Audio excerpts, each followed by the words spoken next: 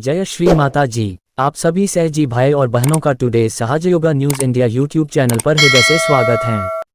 आज हम एक और नए सहजयोग मिरेकल के बारे में जानेंगे।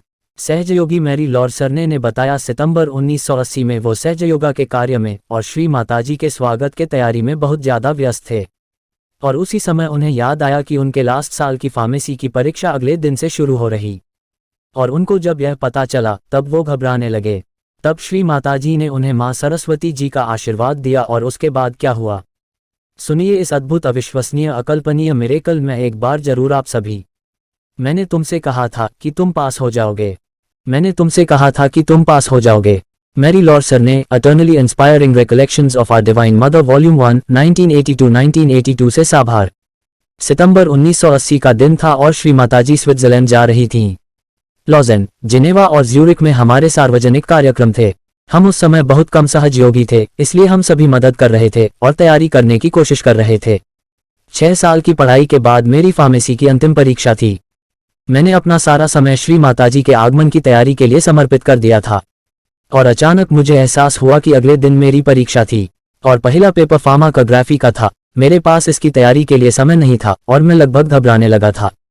श्री माताजी ने मुझे बुलाया और मेरे सिर पर काम किया, उनकी दाहिनी उंगली उस जगह पर जहां बाल शुरू होते हैं। मैं तुम्हें सरस्वती का आशीर्वाद देती हूं, उन्होंने मुझसे कहा। उन्होंने मुझसे फार्माकोग्राफी के बारे में पूछा, जो पौधों, उनके रासायनिक उत्पादों का अध्ययन है और वे दवा के लिए क्या मदद करते हैं।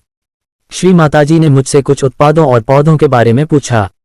फिर भी जब मुझे परीक्षा का प्रश्न मिला तो यह बिल्कुल अलग था।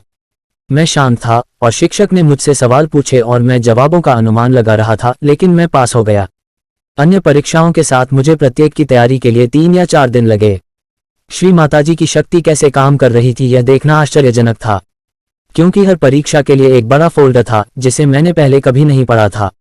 एक बार पढ़ने के बाद मुझे सभी नाम याद आ गए।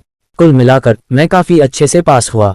अगले सप्ताह पेरिस में एक सार्वजनिक कार्यक्रम था और श्री माताजी एक लिफ्ट से आ रही थीं। जब उन्होंने मुझे देखा तो वह बस हंस पड़ी। मैंने तुमसे कहा था कि तुम पास हो जाओगे, उन्होंने कहा। वह सब कुछ जानती थी, हालांकि मेरे पास उन्हें बताने का समय नहीं था।